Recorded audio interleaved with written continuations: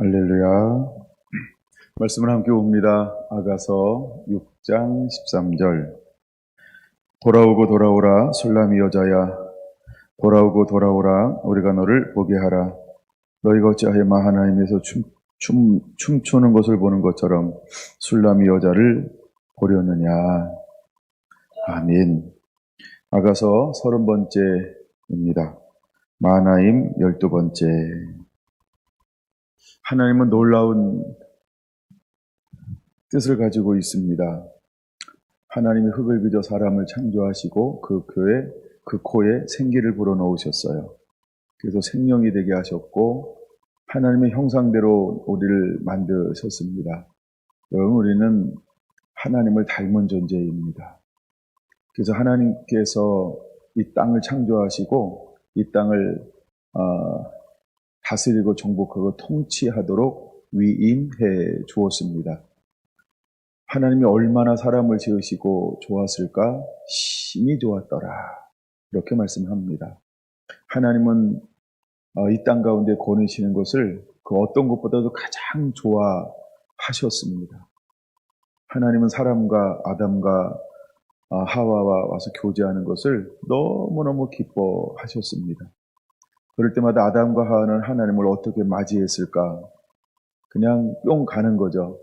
늘 막 기쁘고 즐겁고 한없는 행복과 만족과 감격이 있고, 얼마나 하나님을 흠모하고 하나님을 사랑했으면 이런 말로 표현할 수 없는 그 눈에서, 그 입에서, 그 손에서, 그 몸에서, 그 얼굴에서 막 사랑이 줄줄줄 넘쳐 흘렀을 거라는 생각을 해봅니다. 그것이 우리 마음에 사랑이 부어졌을 때 나오는 사랑, 흠도 없고 점도 없고 티도 없는 그 사랑, 불완전함이 하나도 없는 온전한 사랑, 이로 말할 수 없는, 알면 알수록 더 깊이 더 알아가는 그 기이하고 그 기묘한 그 하나님의 사랑에 붙들려서 하나님과 교제하는 것은 이 땅의 어떤 것보다도 가장 행복하고 또 행복한 것이었을 것입니다. 매일매일 그 몸속에는 하나님과 만나서 교제하면 교제할수록 말할 수 없는 호르몬들이 분비가 되기 시작하는데, 오늘날 우리가 말하는 소위 창조적인 호르몬들, 한 번도 경험하고 누려보지 못했던 그런 호르몬들이 몸에서 분비되어도 나오기 시작했을 것입니다. 우리들 면역체가 새로워져야 된다고 말합니다. 우리 안에는 정말로 기묘한 호르몬의 체계에 DNA가 있습니다. 근데 이것은 어떤 상황을 만나면 정말 초월적으로 이것이 분비가 되고 조절이 되면서 새로운 것들을 뿜어내기 시작한다는 것입니다. 근데 우리가 하나님을 만나서 교제했던 아담과 하와는 그 하나님과 만나서 교제하는 것 그 자체가 기적입니다. 매일매일 그 몸은 강성해질 것이고 더 아름다워질 것이고 더 윤택해질 것입니다. 하나님의 능력만 덮어도 능치 못한 일이 없는데, 하나님이 택하신 젖과 꿀이 흐르는 땅, 그 땅에 거하기만 해도 부족함이 없는 땅이 되는데, 매일매일 죄 없이 온전한 사랑 가운데서 하나님과 교제하는 아담과 하와에게 어떤 일이 벌어졌을까? 여러분, 우리는 콜라겐을 먹지 않아도 피부가 윤택하여질 것입니다. 어쩌면 비타민을 먹지 않아도 우리는 지치지 않고 상하지 않게 될 것입니다. 여러분, 우리는 어떤 미네랄보다 더 좋은 것, 하나님과의 교제 가운데서 이루어지게 될 것입니다. 하나님은 분명히 말합니다. 하나님의 말씀은 양약이라고 말입니다. 하나님을 경외하는 것이 양약이라고 말하고 있습니다. 그런 걸 한번 오늘 묵상해 보았어요. 이것이 마하나임이고 이것이 신부인 것입니다. 그래서 신부는 마하나임 가운데 설 수 있는 것입니다. 사단은 이것을 와서 뺏어갔습니다. 사단은 이것을 빼앗아 갔어요. 사단이 이것을 빼앗아 갔습니다. 그때부터 이 땅 가운데는 가시와 엉겅퀴가 흘러야 되고 땀을 흘리는 수고를 해야만 이 땅을 경작하면서 먹고 살 수 있는 너무나 많은 변화가 일어났고, 또 하나님과의 교제가 단절되어짐을 통해서 우리는 죽음이라고 하는 것을 맛보아야만 했습니다. 여러분, 죽음이 오기 위해서 어떤 일이 벌어져야 할까요? 이 땅에 있는, 하늘에 있는 모든 것이 끊어져야 하는 것입니다. 여러분, 하늘에 있는 것을 끊임없이 우리가 받으면 무엇이 이루어지지 않을까요? 죽음이라고 하는 걸 맛볼 수 없습니다. 우리는 생명이라는 단어를 조회라고 표현합니다. 여러분, 조회는요, 이 땅에 있는 것이 아니고 하늘의 것입니다. 바로 하나님의 것입니다. 하나님은 불순종을 통해서 우리에게 죽음을 허락을 했습니다. 그러나 죽기 위해서는 우리는 무엇이 우리 가운데 와야 할까? 이것을 우리는 질병이라고 이야기합니다. 때로는 질병에 걸리지 않고 죽는 죽음도 있습니다. 그러나 이 죽음은 소수의 사람들이 이 죽음을 맞이합니다. 대부분의 사람들은 병이 들고 몸이 쇠약해져 가고 있고 우리가 이것을 늙어간다 이렇게 표현하고 있는 것입니다. 근데 우리가 하나님 말씀에 입맞춰 그분의 생명이 우리 안에 충만하면 우리 안에 어떤 일들이 벌어질까? 여러분, 생명이 넘쳐나는 것입니다. 저는 이 사람이 에녹이라고 봅니다. 하나님과 300년 동안 동행했다. 그래서 그 안에는 하나님의 생명이 너무나 가득했다. 그래서 그는 하나님이 죽음을 보지 않고 하나님이 뒤로 올라 가셨다라고 하는 것입니다. 왜 그는 죽음을 보지 않았을까? 그는 하나님의 생명으로 가득 찼기 때문인 것입니다. 그가 죽으려면 모두 셀레보다 더 오래 살아야만 했습니다. 왜? 그는 매일매일 하나님과 동행하는 삶을 살았기 때문입니다. 하나님과 동행하면 그 안에 무엇이 묻어올까요? 무엇이 그 안에 스며들까요? 하나님의 사람 모세가 하나님의 산에 올라가 하나님과 40일 교제했습니다. 근데 그에게는 이 땅 가운데서는 초자연적인 현상이라고 표현할 수밖에 없는 얼굴에서 빛이 나기 시작했던 것입니다. 그 빛을 우리는 무엇이라고 표현할 수 있을까? 우리는 하나님의 영광, 하나님의 임재, 이 정도로 표현할 수 있습니다. 그러나 이것은 하나님의 영광이었던 것입니다. 예수님이 한 번은 변화산상에 올라갔습니다.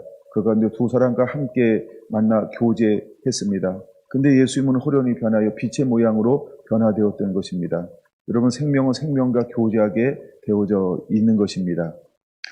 이제 여러분, 하나님이 오셔서 우리에게 무엇을 부어주기 원할까? 바로 그 하나님의 생명을 부어주게 될 것입니다.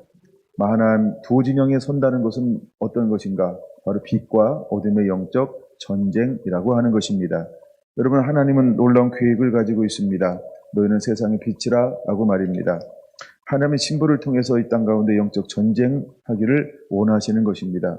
내가 하는 것 아니고 나와 함께 하시는 하나님의 영광을 다시 회복해 주심을 통하여서 그 영광을 가지고 나아가기를 원하고 있는 것입니다. 여러분, 아가서에서는 4장 6절을 통과하고 난 다음에 신부의 정체성들을 보여주고 있습니다. 그는 주님의 신부가 되었습니다. 그 안에는 전에 있었던 것이 아니라 전혀 새로운 것으로 모장되어지고 또 온몸으로 이것을 뿜어내고 있는 모습들을 볼 수 있습니다. 그리고 그는 주님이 거하는 동사에서 먹고 또 먹습니다. 그리고 그는 일어나 이제 사역의 현장으로 나가기 위해서 기지개를 펴고 있는 것입니다. 6장 11절, 그는 골짜기로 나왔습니다. 그러고 난 다음에 그는 드디어 이제 온전한 본격적인 사역을 하기 위해서 주님은 그를 또다시 부르고 있는 것입니다. 그래서 그는 마하나임에 섰던 것입니다. 자, 이제 마하나임에 섰을 때 그의 모습을 성령님은 7장 1절에서 5절까지 그 모습이 어떠한지 10가지 성숙된 미덕이라고 하는 표현으로 우리에게 말씀하여 주고 있습니다. 여러분, 그는 이미 사역할 수 있는 모든 준비를 갖추고 있습니다. 그래서 6절, 7절, 8절, 9절 그는 이제 사역을 준비한 3가지의 모습을 겸비한 것을 우리에게 보여주고 있습니다. 그러고 난 다음에 그는 드디어 동네, 즉 사역지로 이제 나아가기 시작하는 것이지요. 그래서 또다시 그는 무엇을 보고 있나요? 네, 우미 돋았는지 꽃술이 펴졌는지 송료꽃이 피었는지 곧은 내가 내 사랑을 그들에게 주리라 하면서 사역의 현장으로 나아가는 모습을 볼 수 있습니다. 여러분, 사역의 현장에서 그는 어떻게 돌아오고 있을까? 8장 5절은 이렇게 말합니다. 그의 사랑하는 자를 의지하고 거친 들에서 올라오는 여자가 누구인가? 라고 말입니다. 그는 사랑하는 자를 의지합니다. 그리고 거친 들에서 올라오고 있다는 것입니다. 이것은 우리에게 무엇을 보여주는 건가? 그는 사역에 승리하고 올라온다라고 하는 것을 우리에게 보여주고 있는 것입니다. 바로 이것이 마하나임에 서야 할 우리의 모습인 것입니다. 자, 오늘은 이런 것들을 기반으로 해서 예수님의 사역, 그 다음에 더 나아가 우리들의 사역적인 측면에서 한번 우리가 이 땅에서 어떤 사역을 하는 것인가, 한마디 이렇게 한번 이번에 역설적으로 한번 표현해 볼까요? 사탄아 물러가라. 한번 이런 소주제 속에 또 한번 소주제를 한번 잡고 나누어 보려고 합니다. 예수님이 이 땅 가운데 마태복음으로 넘어갈까요? 마태복음 2장 13절, 예수님께서는 이 땅 가운데 태어나셨습니다. 근데 헤롯이 이 사실을 알고 그를 어떻게 했습니까? 죽이려고 하는 계획을 사단은 헤롯을 통하여 그를 죽이고자 했습니다. 그래서 13절 2살 밑에 16절 2살 밑에 어린아이들을 다 사단은 죽이는 계획을 시행하고 있는 것을 볼 수 있습니다. 여러분, 2살 이하를 죽이는 것은 어린아이를 죽이는 게 목적이 아닙니다. 누구를 죽이는 걸까요? 하나님의 아들, 자기를 멸하려고 온 그 씨앗을 죽이려고 사단은 헤롯이라고 하는 어떤 정치 권력, 국가 권력을 동원해서 사단의 배후 위에서 일하는 것입니다. 마지막 한 일회가 시작되면 전 3년 반 동안에는 무엇을 동원할까요? 사단은 세상의 권력을 합법적으로 동원해서 이제 하나님의 교회들을 핍박하고 박해하기 시작할 것입니다. 예수님이 사역을 시작할 때 4장 1절, 마귀에게 시험을 받으러 광야로 가셨다라고 말합니다. 10절 이렇게 말합니다. 이에 예수께서 말씀하시되 사탄아 물러가라. 기록되었을 때 주 너의 하나님께 경배하고 다만 그를 시험하라 하였느니라. 11절 이에 마귀는 예수를 잠시 떠나고 천사들이 나와서 수종드니라. 자, 예수님의 사역은 중보기도하고 났을 때 사단이 와서 힘을 돕더라. 누가복음에서 본 것처럼 이미 이때부터 하나님의 천사는 예수님을 함께 돕고 동행하기 시작하는 것입니다. 근데 마귀에게 시험을 받고 있다는 것입니다. 그때 예수님은 분명히 말합니다. 사탄아 물러가라 라고 말입니다. 이제 우리가 마하나임에 서는 것은 어떤 모습으로 서는 것일까요? 이것은 바로 영적 전쟁이라고 하는 것입니다. 잃어버린 영혼들을 구원하는 것, 하나님의 나라와 의를 이루는 것은 또 하나 영적 전쟁이라는 것입니다. 마지막 요한계시록에 말씀하고 있는 것처럼 사단이 자기 때가 얼마 남지 않은 것을 알고 땅으로 쫓겨남을 당하여서 할 수 없는 모든 것들을 미혹하고 현혹하기 시작할 거라는 것입니다. 여러분, 우리는 그 시대에 살아가고 있는 것입니다. 이때 우리는 어떻게 예비하고 준비되어져 있어야 할까? 더욱더 거룩해야 합니다. 단순하게 순종하는 자가 되어야 합니다. 여러분, 우리는 긍휼도 있고 자비도 있고 사랑도 있고 하나님 말씀 붙잡고 온전히 순종하는 자가 되어야 한다는 것입니다. 내가 무엇인가를 많이 했다라고 하는 공과보다는 내가 얼마나 하나님 말씀을 가지고 순종하는 삶을 살고 있는가가 더 크게 평가되어지는 그런 삶을 살아야 하는 시대에 우리가 살고 있습니다. 요한일서 3장 8절은 말합니다. 내가 온 것은 마귀의 일을 멸하려 함이니라.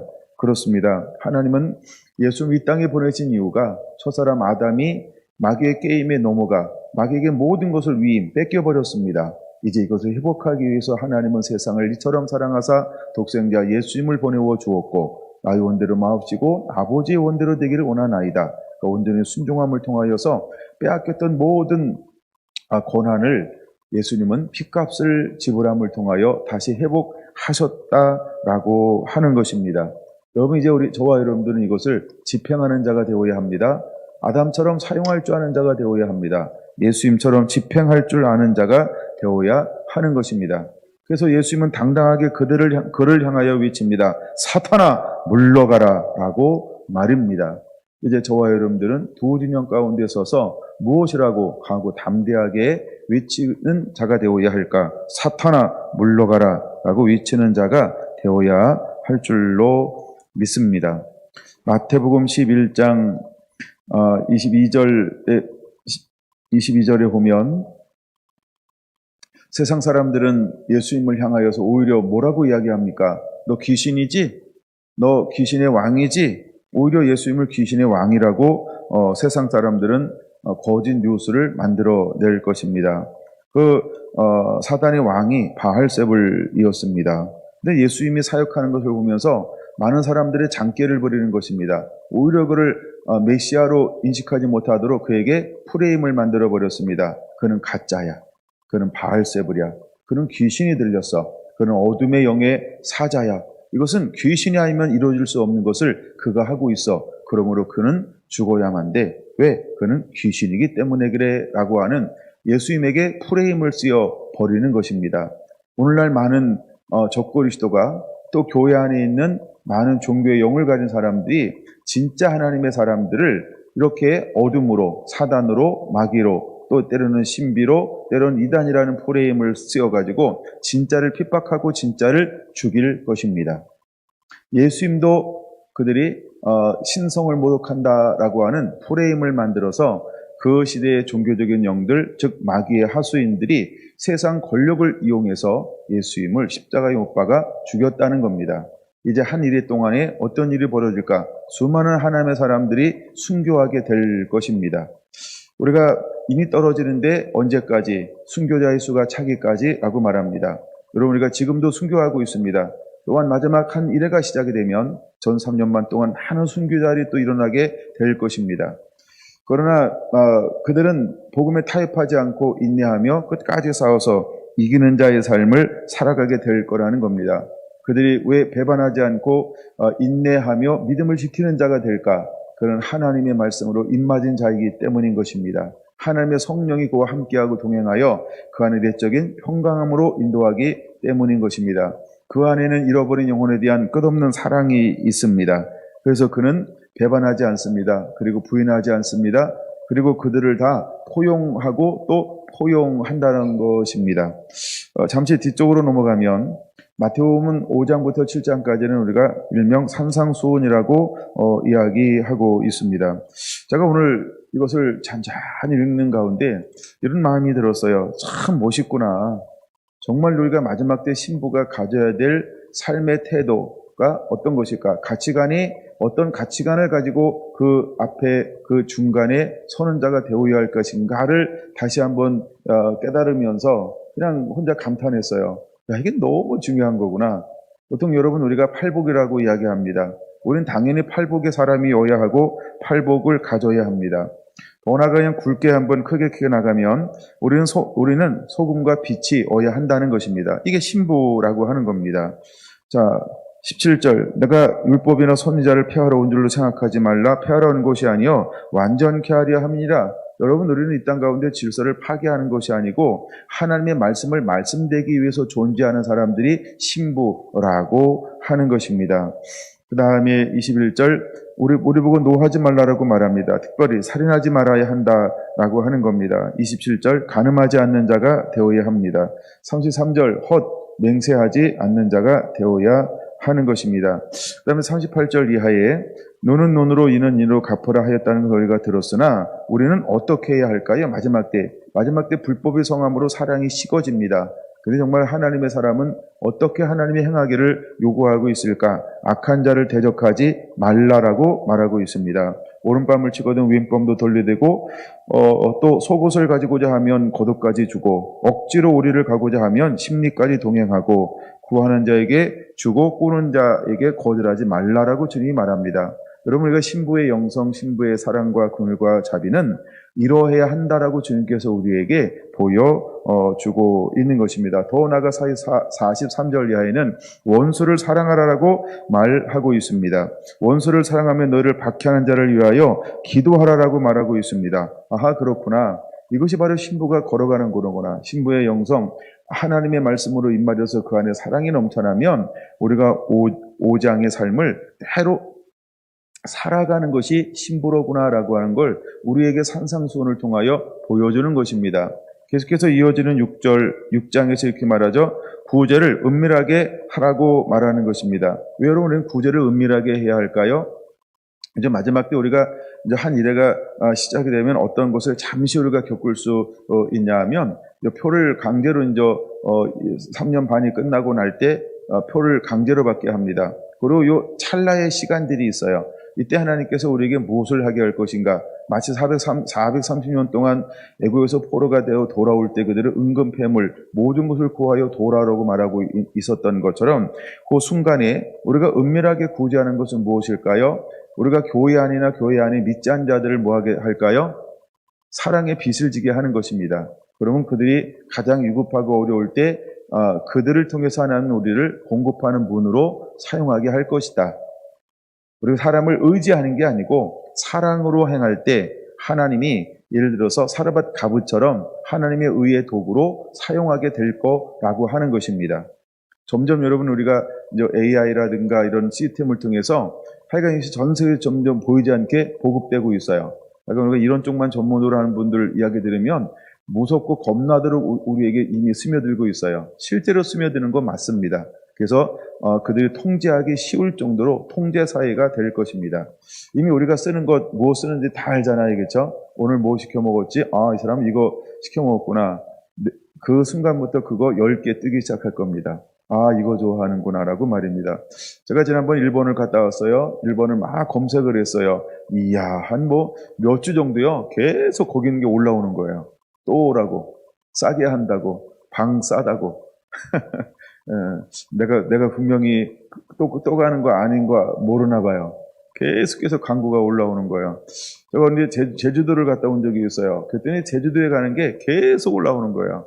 막 방 안내하는 거, 어디 관광 안내하는 거, 맛집 안내하는 거, 막 이런 것들이. 이미 여러분 이거는 세 발의 피죠. 이렇게 하여간 우리 행동 패턴을 이미 그들은 다 장악하고 있는 것입니다. 지금 전 세계의 8대 기업은 전부 뭐 하는 기업이 1, 2, 3, 4, 5, 6, 7, 8위를 차지하고 있을까요? 전부 그렇죠. AI 해야 합니다. 전부 다 그런 기업이에요. 이제는 생산하는 것이 세계 1위 기업이 아닙니다. 구글이 세계 제1위예요. 구글은 공장 굴뚝이 없죠. 근데 뭘 팔아먹어요? 구글이 그냥 연결만 해주는 겁니다. 연결만 해주면서 그걸 뭘로 수입을 벌어요? 90%가 광고 수입이라고 말합니다. 근데 세계 1위 기업인 것입니다. 이는 다시 이제 부강한 기업이 아마존이라는 것이죠. 물류를 나누는데 그냥 아무것도 없어요. 그냥 주거니 받거니 하는 거 이걸 연결해 주는 거예요. 요즘 여러분 당근이 굉장히 큰 한국에서 엄청난 기업이 된 거 아시죠? 관심 없나요? 내가 1,000원짜리 사니까 아니 싸게 사니까. 앞으로 세상은 이렇게 점점 바뀌어 가고 있어. 어쨌든 이것이 통제 사회가 되는데 하나의 이미 그 다리를 놓는 것입니다. 자, 이런 우리가 이런 속에서 살 때 또 하나님은 어떤 걸 예비하고 있을까요? 피할 길을 내사. 할렐루야. 여러분 우리가 믿음으로 산다는 건 그런 거예요. 우리가 세상이 변화되는 걸 보면 두렵고 무서움이 올 수 있어요. 두렵고 무서운 것은 내 안에 평안이 없을 때, 평강이 없을 때, 내가 믿음이 불안전할 때는 불안함이 올 수 있습니다. 그러나 우리가 믿음으로 사는 사람은 나사 3바퀴 반 풀어놓고 차고 얘기했잖아요. 여러분 쪼이신 분은 오늘 가다가 풀으시기 바랍니다. 나사 풀어놓으면 아무 생각 없이 삽니다. 믿음으로 살면 두렵지 않습니다. 믿음으로 살면 공포스럽지 않고 염려하지 않습니다. 믿음으로 살면 스트레스 받지 않습니다. 믿음으로 살면 이러고 살아요. 너무 행복해요. 이렇게 살아도요 잘 돼요. 범사가 잘 돼요. 그리고 그 안에는 늘 이 마태복음 5장부터 7장의 삶이 그대로 이루어지게 될 것입니다. 할렐루야. 여러분 그 얘기는 뭐가 있을까요? 지혜도 있고 총명도 있고 명철도 있습니다. 또 하나 세상에 없는 걸 하나 가지고 있을 거예요. 그게 뭘까요? 하나님의 신에 감동된 사람이라는 것입니다. 근데 사람들이 볼 때는 이러고 살아요. 뭐 하나 이렇게 얼빠진 것처럼, 뭔가 부족한 것처럼, 뭔가 미숙한 것처럼 살아요. 근데 그는 이 세상에 감당할 수 있는 그 무엇인가를 소유하고 있다는 거예요. 그게 뭘까요? 바로 이것을 소유하고 있는 거예요. 팔복을 소유하고 있어요. 산상수훈을 소유하고 있어요. 마지막 때 비밀한 복음을 소유하고 있어요. 이것이 바로 하나님의 신에 감동된 것입니다. 우리가 하나님 말씀에 입맞춤 당하면, 하나님의 성령이 우리와 함께하면 우리 안에 이것은 그냥 이루어지는 것입니다. 내가 힘쓰고 애써서 이루어지는 것이 아니고 내가 하나님을 사랑했더니 이루어지더라라는 것입니다. 여러분, 하나님은 우리를 이것을 누리게 하실 것입니다. 제가 오늘 여러 가지 말씀을 이렇게 보면서 그냥 간단한 주제인 거예요. 우리가 하나님 말씀에 순종하면 하나님은 끊임없이 복을 주겠다라고 하는 약속이 이것이 성경의 중심을 이루고 있는 것 중에 하나인 것입니다. 근데 우리는 어떻게 하면 복을 받을까? 내가 원하는 복을 막 추구하며 다니기 시작한다라고 하는 것이죠. 근데 진정한 복은 어디에 있을까요? 성경은 늘, 하나님은 늘 하나를 말씀하고 있다는 거예요. 너 나와 함께 할래? 나와 가까이 할래? 나랑 친밀할래? 너 내 말대로 행할래? 자, 그럼 오이 땅 시작해보자. 그럴 때 하나님이 가지고 있는 모든 것을, 하나님은 그 사람을 사랑하기 때문에 전부를 주시게 될 거라는 겁니다. 여러분 어떤가요? 우리가 순종하며 나갈 때 더딘 것처럼 보여도 가장 안전하게 될 것이며 모든 것을 누리게 될 것입니다. 할렐루야. 여러분, 주님 말씀에 순종하면서 기도하세요. 주님, 내가 뭘 할까요? 그럴 때 하나님의 생각을 통하여 우리에게 아이템도 허락해 주실 것입니다. 이 구제를 은밀하게 하라라고 하는 이 부분에서는 하나님, 우리가 그렇게 했을 때 하나님이 우리에게 은밀하게 갚으실 것이다 라고 말씀을 하고 있습니다. 더 나아가 기도할 것에 대해서 가르치고 있습니다. 하나님 나라와 뜻이 이 땅 가운데 이루어지기를 놓고 기도하기를 원하죠. 여러분, 어느 때가 되면 금식해야 할 때도 올 것입니다. 여러분, 그때는 금식하면 됩니다. 16절, 그 다음에 19절 말합니다. 너희 보물을 땅에 쌓아두지 말고 하늘에 쌓아두라고 말하고 있습니다. 여러분, 마지막 때를 살아가는 저와 여러분들은 땅에 쌓아두는 것이 아닙니다. 어디다 쌓아둘까요? 하늘에 쌓아두는 자가 정말 지혜로운 자입니다. 왜? 보물이 있는 그곳에 내 마음도 있기 때문에 우리 마음을 땅에다 쌓아두면 자꾸 땅만 바라보지만 하늘에 쌓아두면 하나님만 바라보기 때문에 그렇습니다. 우린 두 주인을 섬기지 못합니다. 두 주인이 되는 건 뭘까요? 재물은 주인으로 변신되어질 수 있다는 겁니다. 그래서 우리는 돈이 시키면 합니다. 대가를 받으면 합니다. 왜요? 주인이기 때문입니다. 하나님이 주인인가 돈이 주인인가? 마지막 때 사탄은 돈을 통하여 우리에게 주인 노릇할 겁니다. 그래서 돈 주면 다 한다. 여러분, 주인이 돈인 것입니다. 굉장히 예민한 부분이죠. 예민해도 하나님은 분명히 말합니다. 하나님과 재물을 겸하여 섬기지 못한다라고 말입니다. 그래서 우리가 결정적일 때는 목숨을 위하여 25절, 목숨을 위하여 무엇을 먹을까 마실까 입을까, 몸을 위하여 무엇을 입을까 염려하지 마라. 그 다음부터 계속해서 나오는 단어 중에 하나가 뭐냐 하면 25절 염려하지 말라는 말입니다. 27절 염려하지 말라는 것입니다. 28절 염려하지 말라는 것입니다. 그 다음에 31절 염려하지 말라는 것입니다. 34절 염려하지 말라라고 하는 겁니다. 염려라고 하는 것이 무엇일까요? 이런 뜻이에요. 분리하다라고 하는 단어의 원뜻을 가지고 있습니다. 그러니까 염려는 마음을 나뉘게 하는 것입니다. 하나님의 방법으로 할 것인가, 내 생각으로 할 것인가, 하나님을 위해서 살 것인가, 나를 위해서 살 것인가를 순간 생각한다는 거예요. 판단한다는 거예요. 그런데 이것이 내가 판단하고 내가 뭘로 했다고 생각하는 거예요? 나 믿음으로 해서 이렇게 착각하게 만들 수 있어요. 그러므로 염려하지 말라는 것입니다. 무엇을 먹을까 마실까 입을까는 염려의 대상이 아니라는 것입니다. 여러분, 우리의 초점, 신부의 초점, 두 진영 가운데 서는 자의 초점은 어디에 있을까? 하나님의 나라와 의를 구하는 것입니다. 우리 안에 이것이 가득해야 합니다. 여러분, 그래서 우리는 주기도문으로 기도하는 법을 배워야 하는 것입니다. 주님은 그의 나라와 의를 구하는 자를 찾는 것입니다. 결국은 신부는 뭘 하며 사는 사람일까요? 그의 나라와 의를 구하는 자가 신부라고 하는 것입니다. 우리 안에 이런 은혜가 그대로 이루어지게 되기를 원합니다. 더 나아가 7장, 산상수훈의 마지막 장입니다. 비판하지 말라는 것입니다. 이런 비판이 뭘까요? 선악입니다.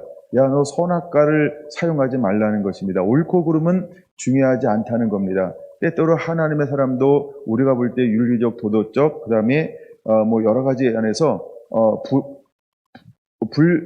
부당하게 보일 수 있다라고 하는 것입니다. 왜 자기 생각으로 해, 자기 고집대로 해, 자기 마음대로 해? 이게 뭘까요? 그럴 수 있게 보일 수 있다라고 하는 것입니다. 비판하지 말라는 것입니다. 그럼 우리는 어떻게 해야 할까요? 비판하지 않는 것입니다. 하나님은 우리에게 순종하라고 말씀을 하고 있지 내가 대신 나를 위해 판단해 줄래? 이렇게 말씀하고 있지 않다는 것입니다.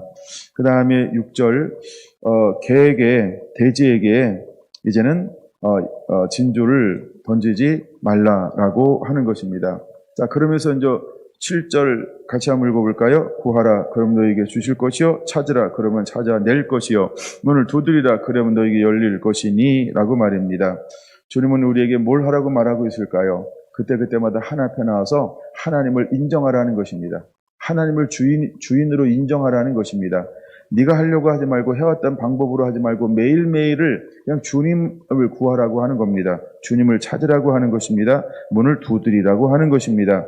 우리는 이것만 해야 할 줄로 믿습니다. 13절 좁은 문으로 들어가라 멸망으로 인도하는 문은 크고 길이 넓어 그리로 덜한 자가 많고 생명으로 인도하는 문은 좁고 길이 협착하여 찾는 자가 적으니라 라고 했습니다. 그러므로 여러분 우리가 보인다라고 가는 게 아니고 이거 내가 해봤어라고 하는 것도 아니고 매번 하나님 앞에 기도하고 응답이 올 때까지 기다리는 것입니다. 사울왕은 사무엘을 기다리지 못하고 자기가 죄를 올렸습니다.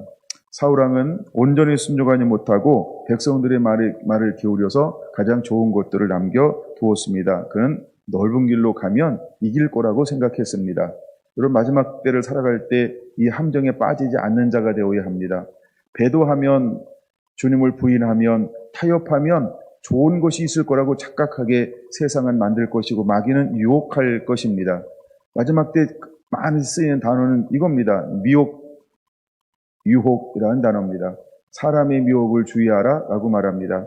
사단은 사람을 통하여 국가 권력을 통하여서 우리를 미혹해 올 것입니다. 소위 이것을 우리는 사탕발림이라고도 표현할 수 있습니다. 때로는 우리가 만몬이라고 표현할 수 있습니다. 돈 줄게, 내가 오늘 평안하게 해줄게, 내가 원하는 거 다 해줄게 라고 우리를 유혹해 올지도 모릅니다.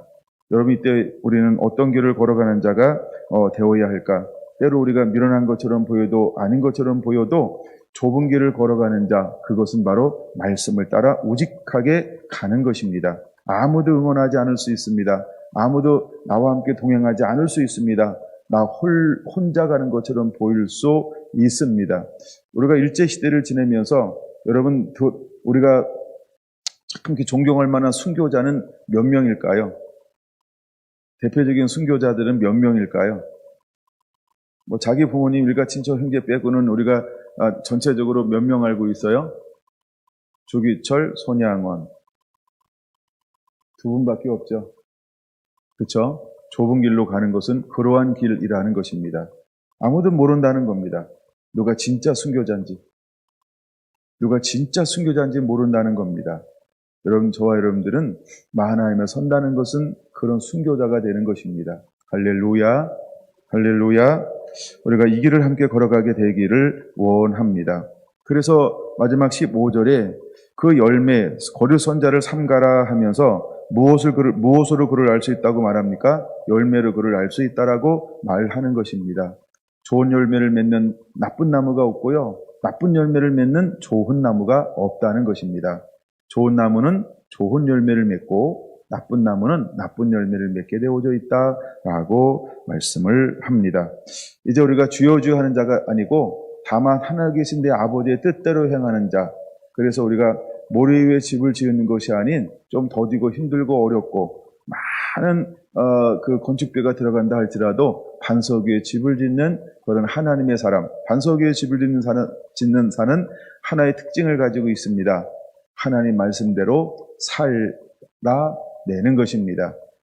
바로 이것이 아가서 6장 13절에서 보여주고 있는 것입니다. 이제 하나님은 이런 사람들을 두 진영 가운데 세우게 될 것입니다. 이것이 우리의 삶이 되기를 원합니다. 여러분, 이것이 우리가 산상수훈에서 보여주고자 하는 아버지의 마음인 것입니다. 산상수훈은 별 중에 별이라고 말합니다. 다이아몬드라고도 말합니다. 가장 귀중한 아주 복음 중에서 가장 진수라고 표현하고 있는 것이 산상수훈입니다. 바로 이것은 신부의 삶이라고 하는 것입니다. 우리가 함께 이 길을 걸어가는 자가 되기를 예수님의 이름으로 축원을 드립니다. 13장으로 한번 넘어가 볼까요? 마태복음입니다.